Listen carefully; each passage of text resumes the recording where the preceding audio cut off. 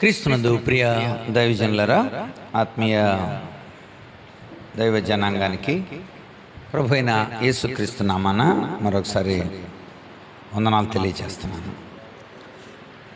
దేవుడు మనకు అనుగ్రహించిన ఆత్మీయ సమ్మేళనంలో ప్రతి ఆదివారం కూడా మనము లేఖనాల ద్వారా బలపరచబడుతూ దేవుని యొక్క వాక్య దర్శనాన్ని బలీయంగా, అంటే కొంచెం లోతుల్లో మన అనువుగా ఉన్న లేఖనాల ద్వారా దైవ సహాయంతో మనము ధ్యానం చేస్తూ వస్తున్నాం. ప్రభు ఇచ్చిన మంచి ఈ యొక్క ఆలోచనను బట్టి, కొనసాగిస్తున్న పరిశుద్ధాత్మను బట్టి దేవునికి ఎప్పుడు నేను కృతజ్ఞతలు తెలియజేస్తున్నాను. మనము తిమోతి పత్రికని మనము ధ్యానం చేస్తున్నాం. తిమోతి పత్రిక వ్యక్తిగతంగా పౌలు తిమోతికు రాసిన పత్రిక కానీ, సంస్థాగతంగాని ఒక సంఘానికి ఎలా మంచి కాపరికి ఎలా ఉండాలో అపోస్తలుడైన పౌలు తెలియజేసిన అద్భుతమైన పత్రిక.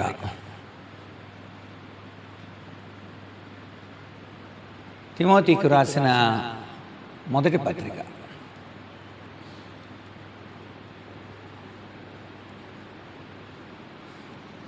ఈ పత్రికని మనము ధ్యానం చేస్తున్నాం. పౌలుకి తిమోతికి మధ్య ఉన్న ఉన్నతమైన సంబంధాన్ని గురించి మనం తెలుసుకున్నాం. వ్యక్తిగతంగా ఎలా ఉండాలి నువ్వు, ఎందుకంటే సంఘం ముందు నిలబడబోతున్నావు కనుక వ్యక్తిగతంగా ఎలా ఉండాలన్న విషయాలు మనము 5 విషయాలు మనము ధ్యానం చేశాం. అందులో మొట్టమొదటిది మాటలో, రెండవది ప్రవర్తనలో, మూడవది ప్రేమలో, నాలుగవది విశ్వాసంలో, ఐదవది పవిత్రతలో. సో ప్రజల ఎదుట ప్రజలకు నువ్వు చూపించాల్సిన, దేవుని ఎదుట నువ్వు కనపరచవలసిన విషయాల్ని మనము చూసాం. మాట, ప్రవర్తన, ప్రేమ నువ్వు కలిగి లేకపోతే ప్రజలతో నువ్వు ఎమడలేవు, సువార్త చెప్పలేవు. నీ మాట ఎలా ఉండాలి దాని గురించి ఆలోచించాం. వారితో నువ్వు సువార్త చెప్పేటప్పుడు నీ ప్రవర్తన ఎలా ఉండాలి అది కూడా ఆలోచించాం. మూడోది వారి ఏళ్ళ ప్రేమ ఎలా ఉండాలి. ప్రేమ లేకపోతే కూడా వాళ్ళని మనం జయించలేం. వాళ్ళకి అది సువార్త చెప్పలేం, వాళ్ళ దగ్గరికి వెళ్ళలేం, వాళ్ళతో ఉండలేం. ఆ పరిస్థితి మనకి. సో నిన్ను ఒక సేవకుడిగా నియమించిన దేవుని ఎడల నీ విశ్వాస్యతని ఎంత పెంచుకుంటూ వెళ్ళాలి. ఎలాంటి పరిణామాలు మనకి ఏర్పడినప్పటికీ కూడా. తర్వాత పవిత్రతతో మనము దేవునికి ఎలా లెక్క అప్పచెప్పాలి విషయాలు చూసాం. ఇప్పుడు మనం మొట్టమొదటి అధ్యాయం నుండి పౌలు ఒక్కొక్క ఏరియాని స్పృశించాడు. అందులో ఒక అద్భుతమైన మాట ప్రతి అధ్యాయంలోనూ కనిపించే ఒక మాట, అదేంటంటే దైవభక్తి.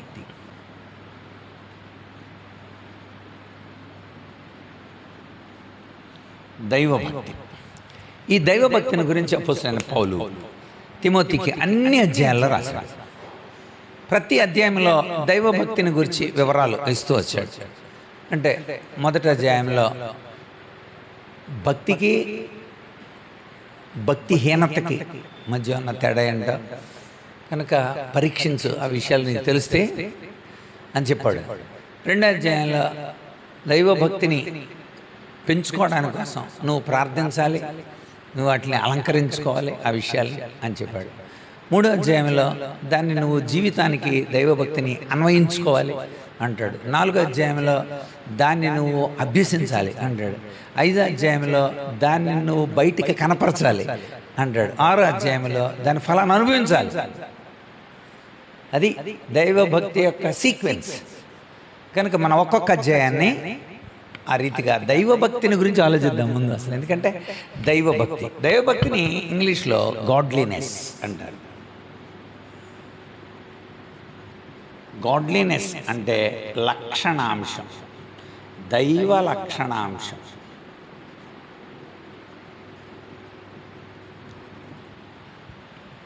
దైవభక్తి అంటే దేవుడి లక్షణం.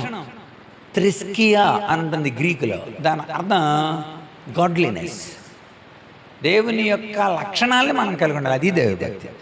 మన వాళ్ళకి దైవభక్తి అంటే చర్చికి రెగ్యులర్గా వెళ్ళడం, కానుకలు రెగ్యులర్గా ఇవ్వడం, సంఘస్థులు చక్కగా వాళ్ళు అటెండెన్స్ కనబడడం, చక్కగా ఆరాధనలు చేయడం, అంతవరకే. దైవభక్తి అంటే అటెండెన్స్ బాగుంటే, లేకపోతే దేవుడి ఫోటోలు, దేవుడికి సంబంధించిన అన్నీ ఇవంటే దైవభక్తి అని అనుకుంటారు. కానీ దైవభక్తి గుణాత్మకంగా, దైవభక్తి ఒక లక్ష్యాత్మకంగా, కార్యాత్మకంగా మనలో కనిపించాలని, దేవుడి లక్షణాలతో మనం ఉండాలని దైవభక్తిని గురించి చెప్పాడు. అంచేత మొట్టమొదటి అధ్యాయం నుండి మనం చూద్దాము. మొదటి అధ్యాయం, అక్కడ మొదటి అధ్యాయం పరీక్షించు.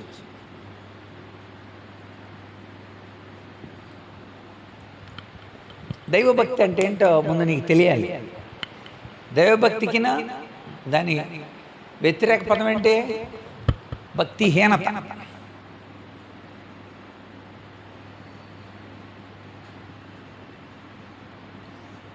లోకంలో భక్తిహీనత ఎక్కువ కనబడుతూ ఉంటుంది. ఈ భక్తి పెడతోవలు తప్పి, భక్తి వెర్రితలలేసి, ఇప్పుడు చూడండి, దేవుని యొక్క విశ్వాసానికి బదులు ఈ భక్తి వెర్రితలలేసింది.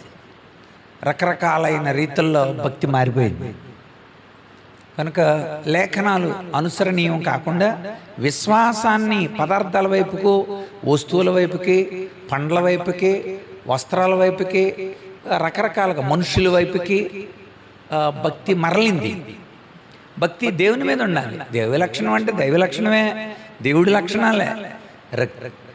ఈ భక్తిని గురించి తెలుగు నాట భక్తి రసం కుప్పలు తెప్పలై పారుతుంది, డ్రైనేజీ స్కీము లేక డేంజర్గా మారుతుంది అని రాశాడు కాళోజీ గారు.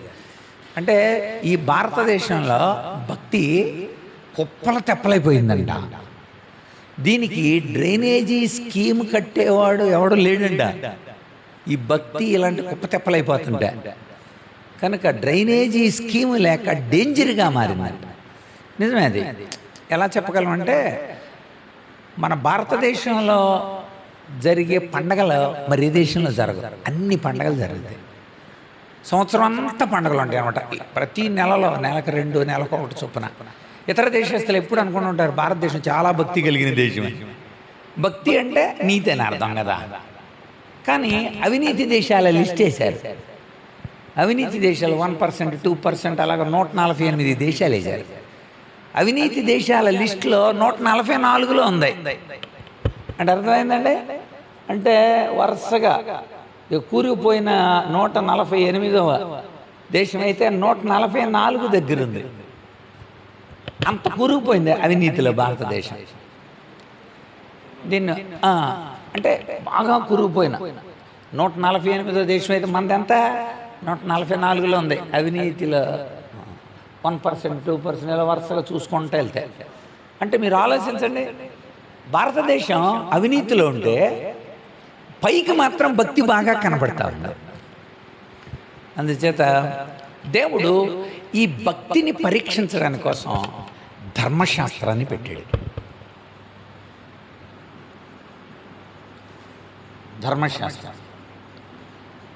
ధర్మశాస్త్రం ఏం చెబుతుంది? తప్పేంటి,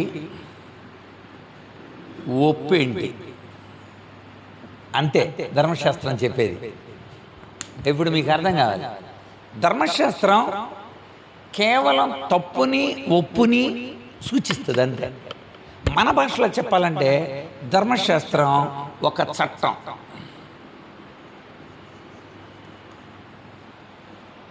ధర్మశాస్త్రం అంటే చట్టం, అంటే విధులు, మన బాధ్యతలు, మన కర్తవ్యాలు, మన ధర్మాలు, వీటిని చెప్పుద్ది అనమాట. చేయలేదా ఫలితాలు, వీటిని చెప్తుంది వీటి ఫలితాలని చెప్తుంది. అంతే. అంటే చట్టం అది, ఎడం వైపున నడవలేను అంతే, అది చట్టం. నువ్వు నడవలేదనుకోండి, వెంటనే ధర్మశాస్త్రం చెప్పుద్ది వీడు ధర్మశాస్త్రం ఉల్లంఘించాడు కనుక శిక్షకు అర్హుడు. అదే తప్పేంటి ఒప్పేంటి చెప్తుంది. నువ్వు చేస్తే ఫలితాలు ఇస్తుంది. ఫలితాల్లో రెండు రకాలుగా ఉంటాయి. ఒకటి మంచి ఫలితాలు కావచ్చు, రెండు శిక్ష ఫలితాలు కావచ్చు. శిక్షా విధి అంటాడు. సో పాపం దాడి చేస్తే ఈ శిక్షా విధికి రిజల్ట్ ఏంటంటే మరణం వస్తుందన్నమాట. మరణం ఎందుకు వచ్చింది? మనిషి పొందిన ఫలితాన్ని బట్టి మరణం వచ్చింది. మనిషి ఆ ఫలితం ఎందుకు పొందాడు? ఈ విధులలో నుండి పక్కకి వెళ్ళాడు. విధులు అంటే ఏంటి? చట్టం. చట్టం అంటే ఏంటి? ధర్మశాస్త్రం. ధర్మశాస్త్రంలో తప్పు ఒప్పు, చేయవలసినవి చేయకూడనివి రాశాడు.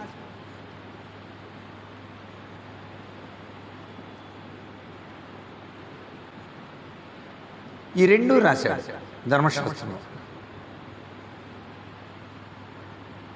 సుమారుగా 613 ఆజ్ఞలు ఉన్నాయి ధర్మశాస్త్రంలో. చేయకూడదో 365 ఆజ్ఞలు ఉన్నాయి. చెయ్యాల్సినవి 248 ఉన్నాయి. అది ధర్మశాస్త్రం అంటే. 613 ఆజ్ఞలు, 10 ఆజ్ఞలే అనుకోకండి, 613 ఆజ్ఞలు ఉన్నాయి. అందులో నువ్వు చేయకూడదురా అనేవి 365 ఆజ్ఞలు. నువ్వు ఇలా చెయ్యాలి అని చెప్పి 248 ఆజ్ఞలు. వీటిలో ఎవడు ఉల్లంఘించినా, ఇది చట్టం, ఇందులో ఎవడు ఉల్లంఘించినా శిక్షా విధి తప్పదు.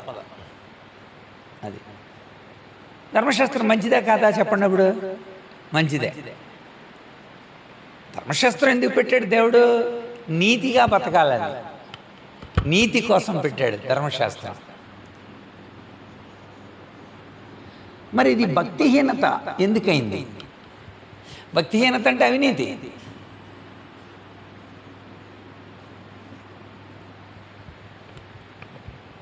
నీతి మాలిని ప్రవర్తించడం.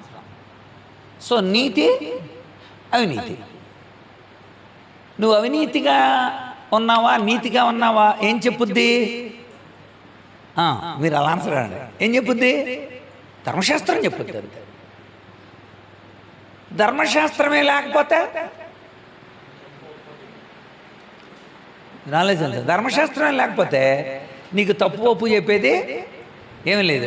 పాపం గుర్తింపబడదు ధర్మశాస్త్రం. రెండవది, పాపానికి ఫలితం మరణం ఉండదు. అంతే కదా. పాపంగా గుర్తింపబడకపోతే నియమాలు లేవు. మీ స్కూల్కి ఒకడు అల్లరి చేస్తున్నాడు, ఎలా దెబ్బలు కొడతావు? అల్లరి చేసేవాడికి దెబ్బలు పడతాయి అనేది రూల్ ఉంటే అప్పుడు చట్టపరంగా వస్తాడు. ఇది మనం తెలుసుకోవాల్సిన ప్రముఖమైన విషయం. అంచేత ఇప్పుడు పౌలు తిమోతికి ఏం చెప్పాలనుకున్నాడు? ఈ స్ట్రక్చర్లో ప్రజలు అవినీతితో ఉన్నారు. అలాంటప్పుడు దేవుడు చట్టం రాయించాడు. ఇప్పుడు నేను మీకు ప్రశ్న, ధర్మశాస్త్రం ఇంత చక్కగా చెబుతుంటే ఇంక యేసుప్రభు ఎందుకు రావాలి? మీరు చెప్పండి. ధర్మశాస్త్రం పాటించట్లేనప్పుడు పాటించేలాగా చేసుకోవాలి, అంతే. యేసుప్రభు రావాలా? ధర్మశాస్త్రం ప్రవక్తలు వచ్చారు, యాజకులు వచ్చారు, న్యాయాధిపతులు వచ్చారు. ధర్మశాస్త్రం నెరవేర్చడానికి. ధర్మశాస్త్రం యేసుప్రభు నెరవేరిస్తే ఇప్పుడు ఆయన ధర్మశాస్త్రం నెరవేర్చి నీకేంటి లాభం? నీకు లాభం ఏంటి? ఆయన దేవుడు కనుక ఈ లోకానికి వచ్చి ధర్మశాస్త్రం ఎందుకు? ధర్మశాస్త్రం ఉండగా దేవుడు ఎందుకు? ఇది ప్రశ్న. ఈ విషయాన్ని పౌలు తిమోతికి చెప్పడానికి ఇష్టపడ్డాడు. దీనికి జవాబు ఏంటంటే, ధర్మశాస్త్రము ఏది చెయ్యజాలకపోయినో దానిని దేవుడు చేశాడు. ధర్మశాస్త్రము చేయలేని దానిని దేవుడు చేశాడు.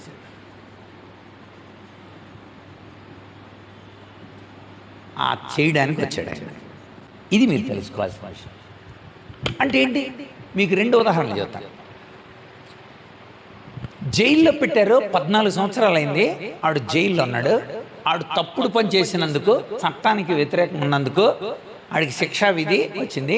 ఉరి శిక్ష వేయాలని అనుకున్నారని సరే రాష్ట్రపతి ఆడిని వదిలేశారు. ఆడు బయటకు వచ్చి విడుదలైన సాయంత్రమే మళ్ళీ దొంగతనం చేశాడు. మీకేమర్థమైంది? చట్టం ఇచ్చే చట్టం ఆడిని మార్చలేకపోయింది. మళ్ళీ పట్టుబడ్డాడు. మళ్ళీ 7 సంవత్సరాలు జైలు వేశారు. ఆ జైలు యేసుప్రభు నమ్ముకున్నాడు. ఆడు చట్టం చేయలేని దాన్ని, శిక్షించి చేయలేని దాన్ని దేవుడు చేశాడు. ఇది భౌతికంగా మీకు ఆన్సర్. ఆధ్యాత్మికమైన ఆన్సర్ కావాలి మీకు. ధర్మశాస్త్రం ఎవరి కోసం? పనికిమాలిన వాళ్ళ కోసం. అంతేగా? నువ్వు నీతిగా నియమించిన, నీతిగా బతికోవాడికి చట్టం ఎందుకండి? నువ్వు లైసెన్స్ ఉంటుంది నీకు, ట్రాఫిక్ సిగ్నల్స్ అన్నీ పాటిస్తావు, హెల్మెట్ పెట్టుకొని ఉన్నావు, అన్నీ రెడీగానే ఉన్నావు, వెళ్తున్నావు, నీకు భయం ఏంటి? ఆపితే ధైర్యంగా ఉన్నవాడు అసలు వెళ్ళిపోతూనే ఉంటాడు. అక్కడ అక్కడ కొంచెం కొంచెం రాడు, అంత ఉండగా ఇక్కడ ఆపేయటం కారుని అంటే అర్థం ఏంటి? ఆడేదో భయపడుతున్నాడు అని అర్థం కదా. నేను భయపడ్డా. ధర్మశాస్త్రం మన మీద పెత్తనం చేయలేదు, ఎప్పుడు నీతిగా ఉంటే. మరి మనలో నీతి ఉందా? నీతిమంతుడు లేడు అక్కడును. అంటే ధర్మశాస్త్రం మనందరి మీద పెత్తనం చేస్తుంది. ఇప్పుడు పౌలు తిమోతి చెబుతున్నాడు, ధర్మశాస్త్రం పనికిమాలిన వాళ్ళ కోసం రా, నీతిమంతుల కోసం కాదు. మొట్టమొదటి అధ్యాయం ఇది తెలుసుకో. కనుక ధర్మశాస్త్రం నీ మీద పనిచేయకుండా ఉండాలంటే నువ్వు నీతిమంతుడిగా మారాలి. ఇప్పుడు రండి, తిమోతి మొదటి పత్రిక మొట్టమొదటి అధ్యాయం. తిమోతి మొదటి పత్రిక మొట్టమొదటి అధ్యాయం ఇక్కడ చదువుతున్నాను 8 నుండి. అయినను శ్రీమంతుడకు దేవుడు నాకు అప్పగించిన ఆయన మహిమ కలిగిన స్వార్థ ప్రకారం ధర్మశాస్త్రము ధర్మ విరోధులకును, అవిధేయులకును, భక్తిహీనులకును, పాపిష్టులకును, అపవిత్రులకును, మతదోషకులకును, పితృహంతకులకును, మాతృహంతకులకును, నరహంతకులకును, వ్యభిచారులకును, పురుష సంయోగులకును, మనుష్య చోరులకును, అబద్ధికులకును, అప్రమాణికులకును, హితబోధకు విరోధి అయిన వాడు మరి ఎవడైనాను ఉండి ఎడలా అట్టివానికి నియమింపబడినే గాని నీతిమంతునకు నియమింపబడలేదని ఎరుగుండు. ఇప్పుడు ధర్మశాస్త్రం ఎవరికో మనకు అర్థమైంది. ఇప్పుడు అక్కడ అవినీతి ఎవరైతే చేస్తున్నారో, ఎవరైతే అవిధేయులుగా బతుకుతున్నారో, ఇక అక్కడ చాలా కేటగిరీలు ఉన్నాయి. హితబోధకి ఎవడైతే వింటలేదో అట్టివారి కోసమే కానీ కింద ఏమన్నాడు? నీతిమంతునికి నియమింపబడలేదు. ఓకే, నీతిమంతునికి నియమింపబడలేదు. ఇప్పుడు ఇక్కడ క్లాస్ తెలుస్తుంది. నువ్వు నీతిమంతుడు అయితే ధర్మశాస్త్రం నిన్నేమీ చేయలేదు. ఈ ధర్మశాస్త్రం అంతా కూడా ఈ పనికి మన లిస్ట్ ఉంది. ఆ లిస్టులో ఉన్న వాళ్ళందరి కోసమే తప్ప నీతిమంతునికి కాదు. మరి అందరూ నీతిమంతులు అవ్వచ్చుగా. నీతిమంతులు మనం కాలేకపోయాం. నీతిమంతుడు లేడు. ఇప్పుడు నీతిమంతునికి ఇది నియమింపబడలేదు అన్నప్పుడు మరి నీతిమంతుడు ఉన్నాడా? నీతిమంతుడు లేడు కదా. నీతిమంతుడు లేడు, అందుచేత అందరి మీద ధర్మశాస్త్రం వెళ్తూ ఉంది. అందరూ ఆజ్ఞను అతిక్రమిస్తున్నారు. ఈ చట్టాన్ని ఉల్లంఘించడమే పాపం. ఈ పాపానికి శిక్షా విధి మరణం. అంటే ఇప్పుడు అందరూ మరణం కింద ఉన్నారు. ఎందుకని? నీతి లేదు గనుక. ఇది మన ప్రజలకి చెప్పాల్సిందే. చట్టం ఎందుకు బాగు చేయలేకపోతుంది? మా ప్రపంచంలో అతిపెద్ద రాజ్యాంగం ఎవరిదండి? మందే. అతిపెద్ద రాజ్యాంగం. అసలు ఐర్లాండ్ నుండి రకరకాలైన దేశాల నుండి ఆదేశాను సూత్రాలన్నీ తెచ్చుకొని మనం ఒక పెద్ద రాజ్యాంగాన్ని పెట్టుకున్నాం. మరి ఇంత అవినీతి ఎందుకు ఉంటుంది? ఇంత చట్టం ఉంటే? చట్టం ఉంది కానీ చట్టం అమలు లేదు. చట్టం అమలు అవ్వాలి, చట్టం ప్రాక్టికల్లోకి తీసుకురావాలి. వాళ్ళే అధికారులే చట్టాన్ని చేతిలో పెట్టుకొని అవినీతి పాలు చేస్తుంటే, అవినీతిని పెంచుతుంటే ఇంకా సామాన్యుడు ఈ రాజ్యాంగ ఫలాలు ఎప్పుడు కనిపిస్తాడు? అందుచేత ప్రతి ఒక్కరూ కూడా శిక్షావిధి మరణాన్ని పొందుతున్నారు. దేవుడు ధర్మశాస్త్రం చేయలేకపోయిన దాన్ని చేశాడు అనే పదంలో మరి ధర్మశాస్త్రం బలహీనమైందని ఒప్పుకుంటారా? అట్లన రాదు. ధర్మశాస్త్రం లోపంగా ఉందని అంటారా? అట్లని రాదు. అది చట్టం. ఇక్కడ మీకు మంచి ఉదాహరణ చెబితే మీకు బాగా అర్థమవుతుంది. అంటే ధర్మశాస్త్రానికి కృపకి మధ్య ఉన్న తేడా మీకు తెలియాలి. చట్టం 14 సంవత్సరాలు శిక్షించిన వాణ్ణి జైల్లో పెట్టి మారనోడు కృపతో యేసు ప్రభు మాటతో వాడు మారాడు. భక్త్ సింగ్ లాంటి వాళ్ళు, సాధు సుందర్ సింగ్ లాంటి వాళ్ళు, పండిత పురుషోత్తమ చౌదరి లాంటి వాళ్ళు, ఇలాంటి మహాభక్తులు వీళ్ళందరూ కూడా గతంలో దైవ వ్యతిరేకంగానే ఉండి దేవుని వాక్కు చేత వాళ్ళంతా అద్భుతంగా మార్చబడ్డారు. అది కృప. ధర్మశాస్త్రానికి కృపకి మధ్య ఉన్న తేడా ఇక్కడ చెబుతున్నాడు అనమాట. ఆ రెండింటికి మధ్యన తేడా ఒక ఉదాహరణ చెప్పేస్తే మీకు బాగా అర్థం అవుతుంది. ఎక్కువసార్లు ఈ సందర్భాన్ని బట్టి చెప్తుంటాను నేను. ఎక్కువ మాస్టర్ స్కూల్లో పిల్లలకి ధర్మశాస్త్రం రాశాడు బోర్డు మీద. అంటే ఏంటి? చట్టం స్కూల్లో ఎలా ఉండాలి అని రాశాడు బోర్డు మీద, పైనుండి కింద దాకా. అబద్ధాలు ఆడేవాడు 3 దెబ్బలు, దొంగతనం చేసేవాడు 4 దెబ్బలు, పక్కోడు క్యారేజీ తినేవాడికి 5 దెబ్బలు, ఇలా వరుసగా అన్నీ రాశాడు. అది చట్టం చెప్పాడు అందరికీ. ఇలా లీటర్లో గుర్తుపెట్టుకుంటారా. ఒక రోజున ఒకడు పక్కోడు క్యారేజీ తినేసాడు. తినేస్తే వెంటనే వీళ్ళు లాక్కొచ్చి మాస్టర్ వీడు పక్కోడు క్యారేజీ, ధర్మశాస్త్రం అన్నాడు మాస్టర్. ఎందుకంటే చెప్పాల్సింది ధర్మశాస్త్రం. వెంటనే అక్కడికి వెళ్ళారు. అక్కడ పక్కోడు క్యారేజీ తింటే 5 దెబ్బలు. మళ్ళీ కొట్టాల్సింది ఎవరో? మాస్టరే. శిక్ష విధించాల్సింది రాసినోడే శిక్ష విధించాలి. ఆయనకి అధికారం ఉంటుంది కనుక మళ్ళీ మాస్టర్ దగ్గరికి వచ్చింది సీన్. వెంటనే బెత్తం తీసుకున్నాడు, 5 దెబ్బలు కొట్టాడు. కొట్టిన వెంటనే ఆడు ఇలా వెళ్ళిపోయాడు, బకెట్లో నీళ్లు ముంచాడు, ఇలాగెలా రాసుకున్నాడు. మళ్ళీ తెల్లారి మళ్ళీ ఒకటి క్యారేజీ తినేసాడు. క్యారేజీ తినేసి మళ్ళీ లాక్కొచ్చారు. మళ్ళీ 3వ రోజున కూడా క్యారేజీ తినేశాడు. తినేసి ఎవరో లాక్కు రాకుండానే మాస్టర్ ముందుకు వచ్చి నిలబడి, నన్ను కొట్టండి సార్, నేను పక్కోడు క్యారేజీ తినేశాను అన్నాడు. ఇప్పుడు మాస్టర్ ఆలోచించాడు, ఈడిలా మారడానికి ధర్మశాస్త్రం కారణమా? అట్లన్న రాదు. ధర్మశాస్త్రం రాసిన వాళ్ళు తప్పు ఉందా? అట్లన్న రాదు. ధర్మశాస్త్రం బలహీనమైందా? పౌలేసిన ప్రశ్నలు. ధర్మశాస్త్రం బలహీనమైందా? అట్లన్న రాదు. మరి ఎందుకు చేశాడు?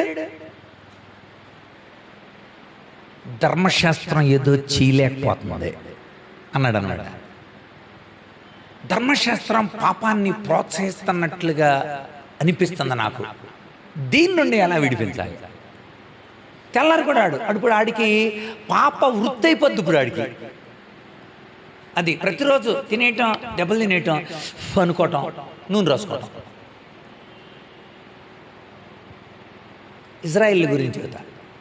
అరే మీరు తప్పు చేశారు, తప్పు చేస్తే ఆ తప్పు మీ మీద అలాగే ఉండకుండా మాటికి నాకు కనిపించకుండా మీకు ఒక రెమిడియల్ థాట్ ఇస్తాను. అదేంటంటే, తప్పు చేసినోడు వెళ్ళి గొర్రెపిల్లని తీసుకెళ్ళి దేవుడి సన్నిధానంలో పాప పరిహారార్థ బలి చేసేస్తే ఆ మచ్చ తీసేస్తాను మీ మీద ఉన్న ఆ రాసిన నోట్లో, లేకపోతే మీ జీవిత ఆ పుస్తకంలో ఉన్న ఆ పేజీలో ఉన్న మరకని నేను కొట్టేస్తాను, కనుక ఆ పని చేయండి అన్నాడు దేవుడు.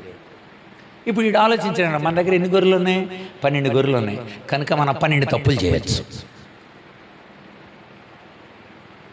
ఇప్పుడు మీకు అర్థమైందా? చట్టాన్ని తమ పాపానికి అనుగుణ్యంగా మానవుడు మార్చుకోవటానికి అందులో వీలుంది. ధర్మశాస్త్రం చేయలేకపోయింది. మాస్టర్ ఆలోచించి క్రొత్త నిబంధన చేద్దాం అనుకొని అందరినీ హాల్లో కూర్చోబెట్టి అందరూ కూర్చున్నారు. ఆ చట్టానికి లేక ఆ ధర్మశాస్త్రానికి వైట్ పెయింట్ పూసండి రా అన్నాడు. వెంటనే ఒక కుర్రోళ్ళు వేసి, సార్ మీరు వెళ్ళిపోతున్నారా అని అడిగాడు. అదేంట్రా అంత మాట అన్నా? అదే సార్, మీరేగా రాసింది, మీరే చెరిపేస్తారు. కాదురా, దీన్ని ప్లేస్ మారుస్తున్నా.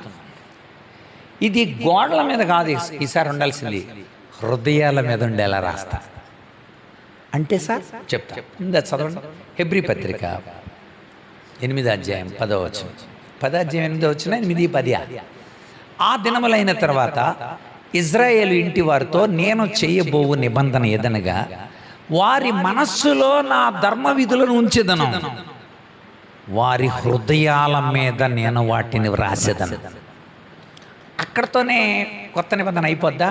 కాదు, ఇక్కడ అమలు చూడాలి. చూసారా ఎంతండి? హెబ్రీ పత్రిక 10, 8, 10. Very good. ఇక్కడ అన్నాడు, ఇప్పుడు ఇది రైట్, ఇక్కడ వద్దిక మనసులో ఉంచుతాను. అంటే ఏంటి సార్? రైట్, ఈ రోజు నుండి ఒక కొత్త పద్ధతి నేను ప్రవేశపెడుతున్నా.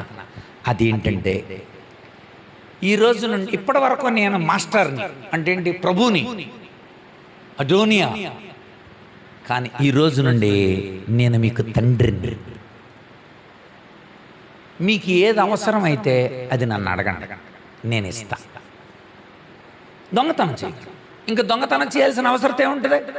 ఆకలేసింది, తండ్రిలా అడగండి నన్ను. అది కొత్త నిబంధన. పాత నిబంధనలో కాదు. కొత్త నిబంధనలో అందరికి ఇవ్వబడింది ఏంటంటే, మీరు నన్ను తెలుసుకొని నా దగ్గరికి రండి, నన్ను అడగండి, నేను ఇస్తా, నేను మిమ్మల్ని చేర్చుకుంటా. తండ్రిగా మీకు అన్నీ అవసరం. అప్పుడు మీరు తప్పు చేయరు. తప్పు చేయకపోతే ధర్మశాస్త్రం మీ మీద పనిచేయదు. తప్పు చేస్తేనే పనిచేస్తుంది. అంతేకాదు, మీ క్లాస్ టీచర్ని నేను ఎలాగ నాతో మాట్లాడాలో ఒక కొత్త క్లాస్ టీచర్ని పెడతాను మీకు నేను. ఆ క్లాస్ టీచర్ నాతో ఎలా మాట్లాడాలి, ఎలా బిహేవ్ చేయాలి, ఇంత క్రితంలా కాకుండా ఈ క్రొత్త నిబంధనకు అనువుగా ఎలా ఉండాలో ఆ క్లాస్ టీచర్ చెప్తాడు. ఎవరా క్లాస్ టీచర్? పరిశుద్ధాత్మ.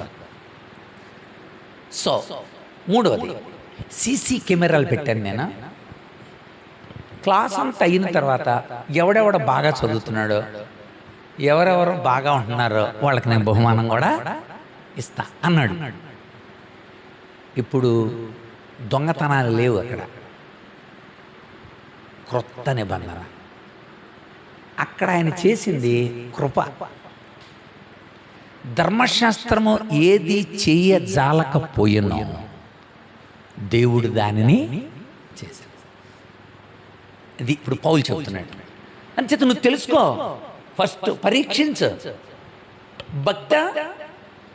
భక్తిహీనత.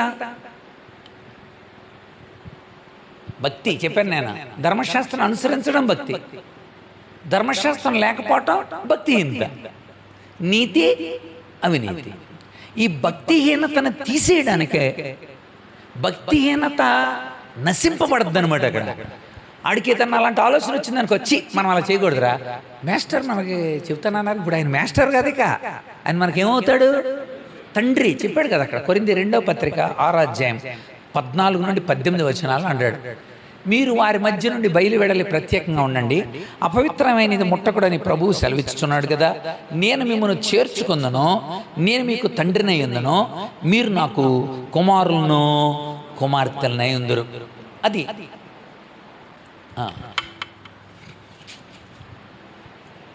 అంటే అర్థం, మీరు నాకు కుమారులను కుమార్తెలను ఉంటారు, నేను మిమ్మల్ని చేర్చుకుంటా.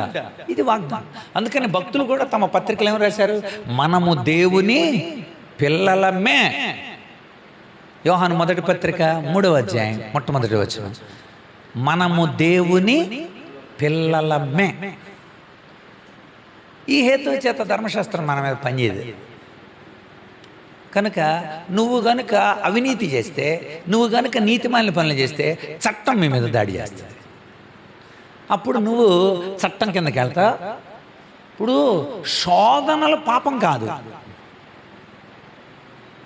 శోధనకు లోబడటం పాపం అవుతుంది. అర్థమవుతుందా మీకు?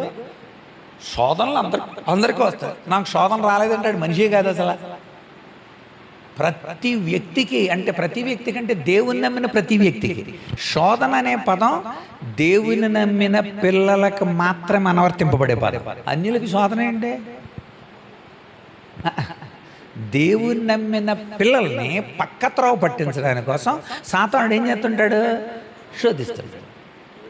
కనుక శోధన రావటం తప్పేం కాదు. కానీ శోధనకు మీరు లొంగిపోతే టెంప్టేషన్ తప్పు కాదు, టెంప్టేషన్కి మీరు సరెండర్ అయితే అది సిన్. అప్పుడు అది శిక్షావిధికి కారణం. శిక్షావిధి రిజల్ట్ ఏంటి? మరణం. అందుచేత భక్తిహీనత నుండి మనల్ని విడుదల చేయడానికి కోసం దైవభక్తి మనం చూస్తున్న మొదటి అధ్యాయంలో, దైవభక్తికి వ్యతిరేకం ఏంటి? భక్తిహీనత. భక్తిహీనతకి భక్తికి మధ్య ఉన్న తేడా తెలుసుకున్నావు. ఆ తేడా తెలియాలి అని తన జీవితాన్ని చెప్పాడు. నీ జీవితాన్ని ఏం చెప్పాడో చూద్దాం. తాను ఎలా ఉండేవాడు, దేవుడు ఎలాగంటే భక్తిహీనత నుండి భక్తిలోకి ఎలా మార్చాడు దేవుడు చెప్తున్నాడు అనమాట. పౌలు తన మొదటి అధ్యాయంలో ఏమని చెప్పాడు? పూర్వము దోషకుడను, హింసకుడను, హానికరుడను. అది భక్తిహీనత. భక్తి లేదు, గాడ్లీనెస్ దేవుడి లక్షణం కాదు. కనుక దోషకుడును, హింసకుడును, హానికరునైన నన్ను తన పరిచర్యకు నియమించి నమ్మకమైన వానిగా ఎంచి నన్ను బలపరిచిన అది కృప. నిజానికి ఇక్కడ తన లక్షణాలు, దేవుడు చేసిన కార్యాలు చూడండి ఒకసారి. తనకున్న లక్షణాలు 3 చెప్పండి. 1, ఇప్పుడు చదివిన వచనం చదవండి. హానికరుడను, దోషకుడను, హింసకుడను, హానికరుడను. అంటే అది భక్తిహీనత. చట్టానికి దొరికిపోయిన లక్షణాలు ఇవి. ఇప్పుడు ఏమన్నాడు? అలాంటి నన్ను, ఇప్పుడు చెప్పండి, నమ్మకమైన వానిగా ఎంచి, అదిగోండి, వానిగా ఎంచి నియమించి బలపరచి. చూసారా? దీని పేరేం పేరు? భక్తి. ఇదే కృప, ఇదే ధర్మశాస్త్రం. ధర్మశాస్త్రం చెప్పింది నువ్వు దోషకుడు, ధర్మశాస్త్రం చెప్పింది నువ్వు హింసకుడు, ధర్మశాస్త్రం చెప్పింది నువ్వు హానికరుడు, కనుక నీకు శిక్ష అవుతుంది. కానీ యేసుప్రభు ఏమన్నాడు? నేను క్షమించా, నిన్ను చేర్చుకున్నా. నీ లిస్ట్ అంతా సాతానుగాడు తీసుకొచ్చాడు. ఆ లిస్ట్ నేను చేతిలోకి తీసుకొని ఆ యొక్క రుణపత్రాన్ని మేకులతో సిలువకు కొట్టేశా. దాని మీద ఉన్న చీవ్రతం తుడిచేశా, అడ్డం లేకుండా ఎత్తేసా. కొలస్సీ పత్రిక 2:13 నుండి 15, ఈ రెండింటి మధ్యలో అది ఉంది. కొలస్సీ 2:13 to 15. నన్ను నీతివంతుడు చేసావు అప్పుడు, కనుక నా మీద ఇక్కడ ధర్మశాస్త్రం పనిచేయదు. నాకు ఇప్పుడు మరణం ఉంది, నువ్వు చస్తావు, నీ పాపానికి శిక్ష అనుభవిస్తావు అని అందో ఇప్పుడు ధర్మశాస్త్రం. చూసారా? మనం ప్రజలకు చెప్పాల్సింది అదే. భక్తిహీనతకి భక్తికి మధ్య తేడా. భక్తిహీనత అని ఎవరు చెబుతుంది? చట్టం చెబుతుంది. చట్టానికి విరుద్ధంగా బతుకుతున్నాం మనం, దైవిక చట్టానికి. అందుకని అంటాడు, ఈ లోకం అంతా కూడా ఒకవైపు నడుస్తుంటే దానికి వ్యతిరేకంగా నడుస్తున్నాం. దైవిక చట్టం అది లోకానికి విరుద్ధంగా ఉంటుంది. రోమపత్రిక 12వ అధ్యాయం 2వ వచనంలో ఈ లోక మర్యాదను అనుసరింపక అంటాడు. లోక మర్యాదతో కూడుకున్నది భక్తిహీనత అంటే. లోక మర్యాదను అనుసరింపక. మనలో మార్పు తీసుకురావడానికి కోసం యేసుప్రభువు వచ్చాడు. కృపతో చెప్పాడు అనమాట, నువ్వు ఏం చేయకు, నేను నీ అవసరాలు తీరుస్తా. ఫిలిప్పీ పత్రిక 4:19 God shall supply all our needs for his glory. తన మహిమ నిమిత్తం నీ ప్రతి అవసరం తీరుస్తాడు. నువ్వు ఆ తప్పుడు పని చేయని అవసరంలా. తప్పుడు పని ఎప్పుడు? అవసరాలు పొరపాట్లు చేయిస్తాయి. ఏమైందండి? అవసరాలు పొరపాట్లు చేస్తే అంటే అర్థమేంటి? అలా చేయకపోతే మన అవసరం అక్కడ తీరదు. అందుకని ఒక పనికి మాలిన సామెత ఉంది, 100 అబద్ధాలు చెప్పాను ఒక పెళ్లి చేయమని. 100 అబద్ధాలు చెప్తే పెళ్లి చేస్తే నాశనం అయ్యేది వీళ్ళు బాగానే ఉంటారు, వాళ్ళు నాశనం అవుతారు. కనుక చట్టం అలా చెప్పదు, బైబిల్ చట్టం అలా చెప్పదు, నీతిది.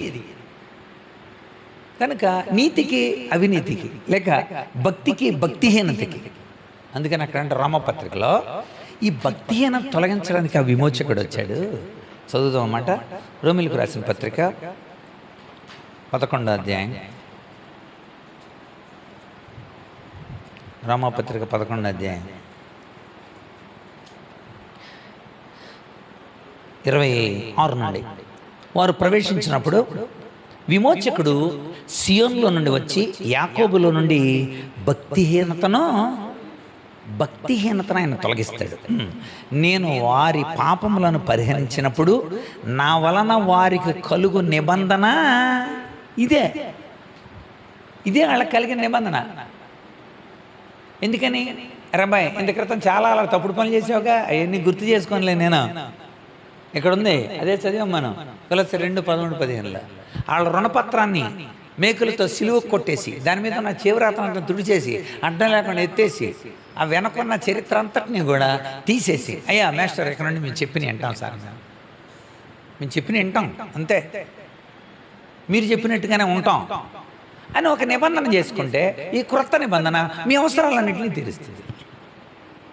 ఇట్స్ కాల్డ్ భక్తి.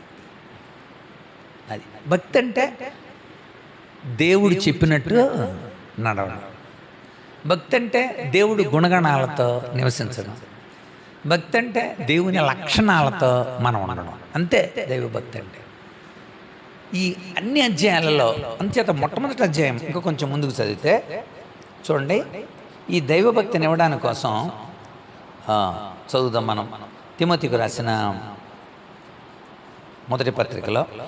కనుక మనము ప్రభు యొక్క కృప క్రీస్తు యేసునందుల విశ్వాసం ప్రేమ అత్యధికంగా విస్తరించింది.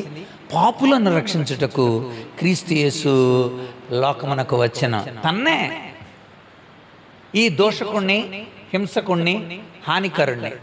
అది పాపం. పాపం అని ఎవరు చెప్పారు? ధర్మశాస్త్రం చెప్పింది.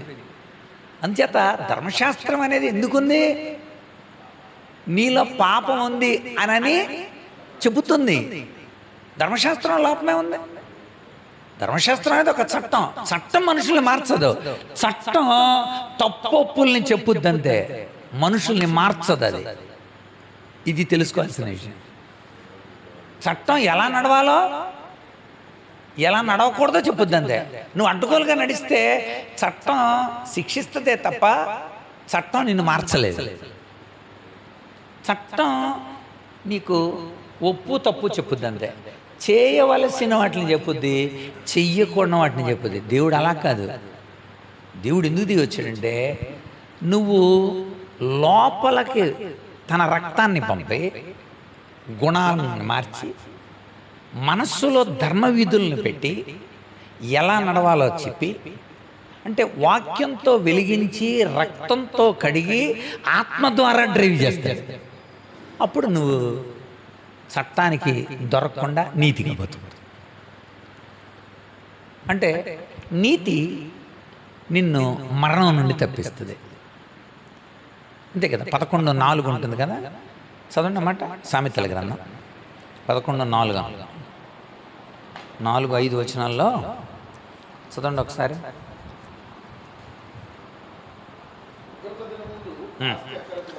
ఉగ్రత దినమందు ఆస్తి ఎక్కడికి రాదు. చూసారా, నీతి మరణం నుండి. ఇప్పుడు మీరు నీతిమంతులు అంటే భక్తి కలిగిన వాళ్ళు అని అర్థం.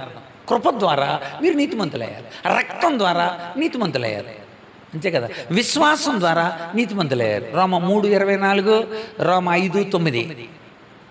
విశ్వాసం వలన మనం నీతిమంతులమయ్యాం. 3:24 రోమాపత్రిక. 5:9 ఆయన రక్తము వలన మనం నీతిమంతులమయ్యాం. కనుక మనం నీతిమంతులుగా తీర్చబడ్డాం. ఇది మీ వలన కలిగినది కాదు, దేవుని కృపయే అంటే ఎఫెసీ పత్రిక 5:8, 2:8. చూడండి ఒకసారి, ఇక్కడే సామెతల గ్రంథంలోనే చదువుదాం. ఇదే 11వ అధ్యాయంలో 5వ వచనం.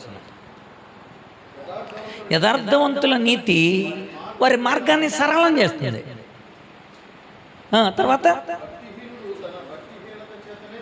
అది వాళ్ళు పతనం అవటానికి గల కారణం భక్తిహీనతే. అంచేత వాళ్ళు పతనం అవ్వకుండా ఉండటం కోసం యేసు ప్రభు భక్తి తీసుకురావాలని, భక్తి అంటే చెప్పాను లక్షణాంశం, ఆ లక్షణాంశాలు వాళ్ళలో ఉంచాలంటే వాళ్ళని తన రక్తంతో కడగాల. నీతి ఏర్పడాలంటే ఆయన చెప్పినట్టు మనం చేయాలి. నీతి ఎలా కలుగుతుంది? నీతి ఎలా కలుగుతుంది మనకి? ద్వితీయోపదేశకాండం 6వ అధ్యాయం 25వ వచనం. ద్వితీయోపదేశకాండం 6:25 ఏమనుందో చదవండి అక్కడ. 25.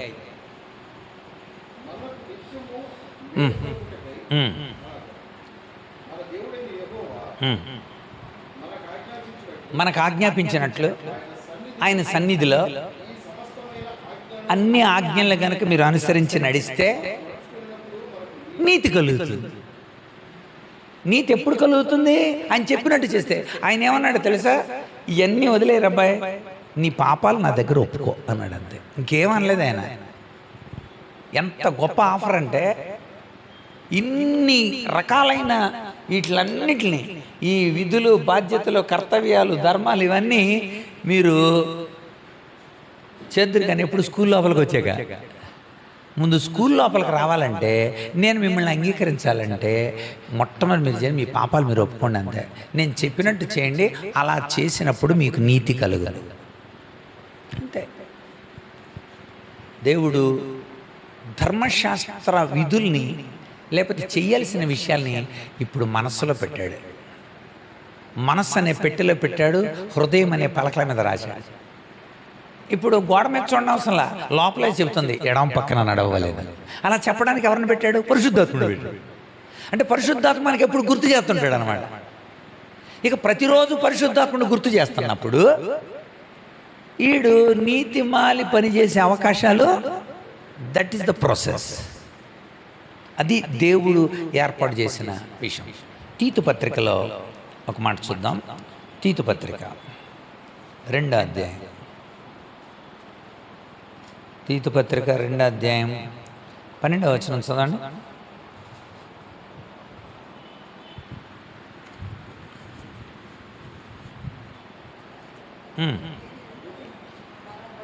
మనము భక్తిహీనతను, ఇహలోక సంబంధమైన దురాశలను విసర్జించి శుభప్రదమైన నిరీక్షణ నిమిత్తం ఆ మహాదేవుడు మన రక్షకుడైన యేసుక్రీస్తు మహిమ యొక్క ప్రత్యక్షత కోసం ఎదురు చూస్తూ ఈ లోకంలో స్వస్థ బుద్ధితో, నీతితో, భక్తితో బ్రతకాలని మనకు బోధిస్తుంది ఈ కృప. కృప చెప్పే కార్యం ఏంటో ఇక్కడ చెబుతున్నాడు. అంటే కృప ఏం పని చేస్తుందంటే,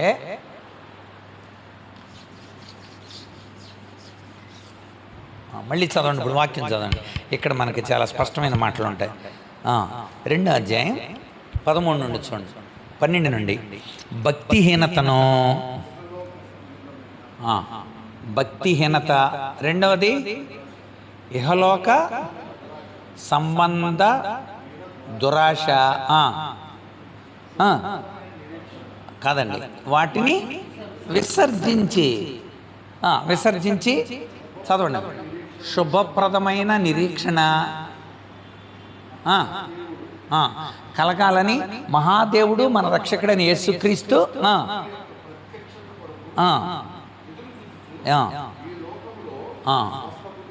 ప్రత్యక్షతకై ఎదురు చూసేవాళ్ళుగా చేస్తుంది.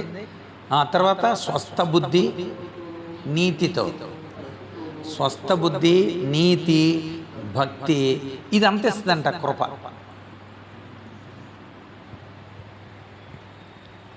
ఇప్పుడు ఆ మాస్టర్ పిల్లల్ని, నేను మిమ్మల్ని దత్త తీసుకుంటున్నాను రా, రేపటి నుండి మీ అవసరాలని నేను తీరుస్తా, దాని పేరు ఏం పేరండి?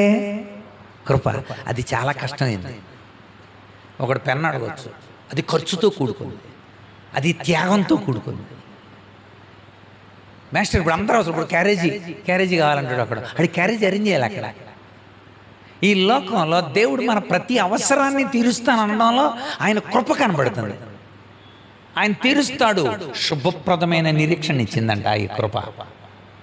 కృప ఎందుకు? రైచియస్నెస్, నీతి కోసం. నువ్వు సరిగ్గా నడవటం కోసం రా, నేను నీకు అన్నం పెడతానందే. సరిగ్గా నడవటాన్ని ఏమంటారు? నీతి. నీతిని ఇంగ్లీష్లో ఏమంటారండి? రైచియస్నెస్. రైచియస్నెస్ అంటే అర్థం ఏంటి తెలుసా? రైట్ పాత్ అని అర్థం. సరిగ్గా నడవడం. ఆడు క్యారేజీలు దొంగతనం చేస్తున్నాడు, అది సరిగ్గా నడవటం కాదు. కనుక అండి సరిగ్గా నడిపించాలంటే నేనున్నాను, అది కృప. ఆయన ఇస్తాడు శుభప్రదమైన నిరీక్షణ. ఆయన ఇచ్చేదానికోసం, ఆయన ప్రత్యక్షత కోసం ఎదురు చూస్తూ స్వస్థ బుద్ధితో ఉండలాడు, నీతితో ఉండలాడు, భక్తితో ఉండాలి, దైవ లక్షణాలతో ఉండాలాడు. అందుకు దేవుడు ఏర్పాటు చేశాడు. అది పౌలు తిమోతి చదువుతుంది. తిమోతి, అర్థమైందా నీకు? అందుకనే ఫస్ట్ చాప్టర్కి మనం పెట్టుకున్న పేరేంటండి? పరీక్షించు. భక్తి ఏంటి? భక్తిహీనత ఏంటో పరీక్షించుకో. రెండో అధ్యాయం తర్వాత మనము ధ్యానం చేద్దాము, ఎందుకంటే మన సమయం అయిపోయింది కనుక. రెండో అధ్యాయం ప్రార్థించు. అయితే దాని ముగింపు మాటలో ఒక మాట ఉంది, ఆ మాటను మనం చూసి ప్రార్థన చేసుకుందాం. చూడండి ఒకసారి తిమోతి పత్రిక ఒకసారి రండి, ఆ మాట చూసేసి మనము ఈరోజు మనం సెషన్ ముగించుకుందాం. తిమోతి మొదటి పత్రిక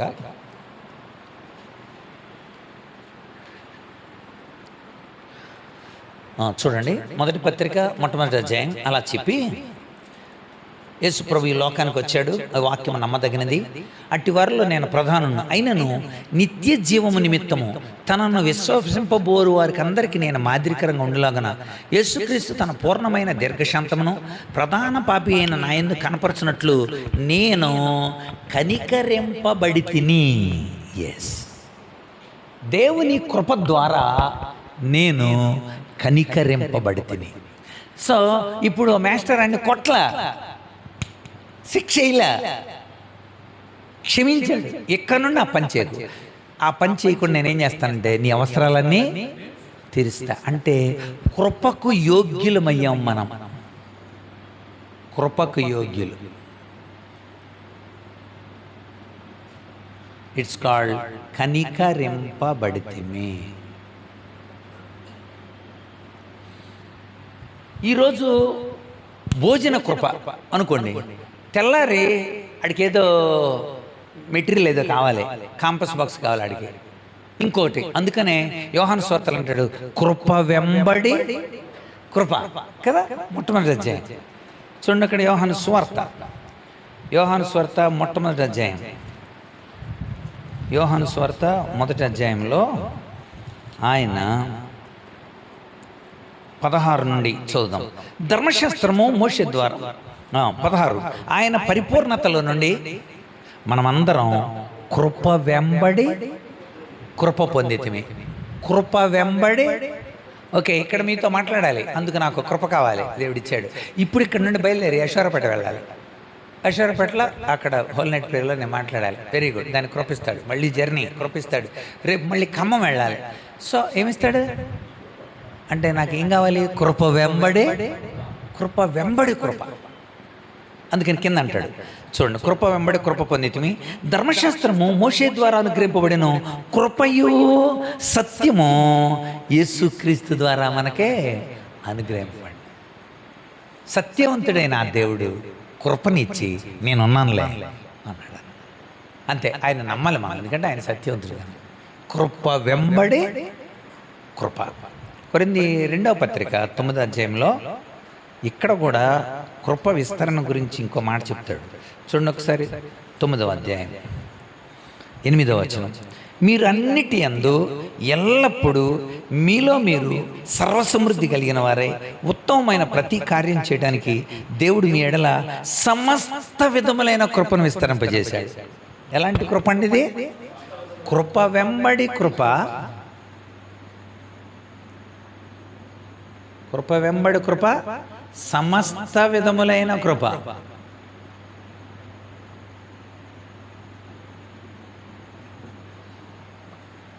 సో కృప ఎందుకు అనుకుంటున్నారు అసలు? కృప ఎందుకు? ఒకటి, అర్హత లేని వాడికి అర్హత ఇవ్వడానికి. అర్హత లేని వాడికి అర్హత ఇస్తుంది కృప.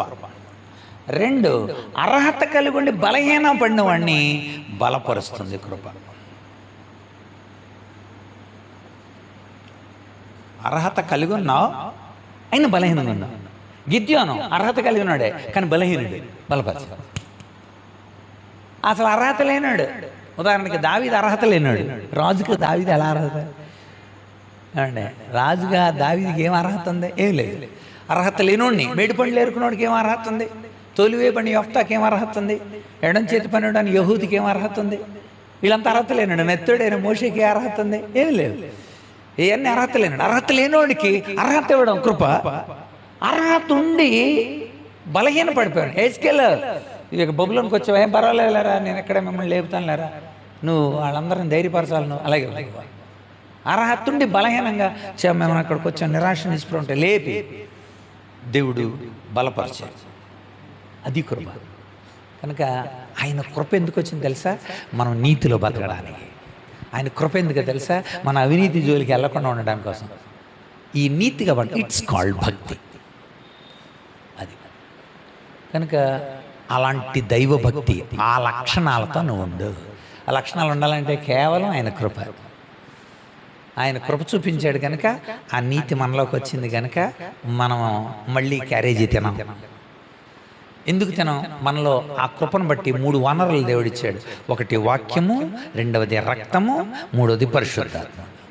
ఈ 3 ద్వారా నిరంతరం మనం నడిపించబడతాం కనుక మనం. సో మొట్టమొదటి అధ్యాయం గుర్తుపెట్టుకోండి. మొట్టమొదటి అధ్యాయం పరీక్షించు. రైట్. 2వ అధ్యాయం టైటిల్ రాసుకోండి, ప్రార్థించు కనుపరచుకో. 2. ఎలా ప్రార్థించాలి? దైవభక్తి కలిగిన వాళ్ళంగా ఎలా మనం ప్రార్థనలో గడపాలి? ఆ ప్రార్థనలో ఉండవలసిన అంశాలు ఏంటి? ఆ దైవభక్తిని ఏ రీతిగా మనం అలంకరించుకోవాలో. దైవభక్తి ప్రార్థించు, అలంకరించు. రైట్. మనము ఆ 2వ అధ్యాయాన్ని వచ్చే వారం మనం ధ్యానం చేద్దాం. దైవభక్తి సంబంధించిన 6 అధ్యాయాల్లో కూడా దైవభక్తిని గురించి చక్కగా వివరించినాడు. మనం కూడా దైవభక్తి కలిగిన వారంగా ఉండడానికి పరిశుద్ధాత్ముడు మనల్ని అందరినీ సిద్ధపరచునుగాక. ప్రార్థన చేద్దాం. శేఖర్ రండి, చిన్న ప్రార్థన చేయండి. మీరే రండి, ప్రార్థన చేసుకుని మనం ఆశీర్వాదం తీసుకుందాము.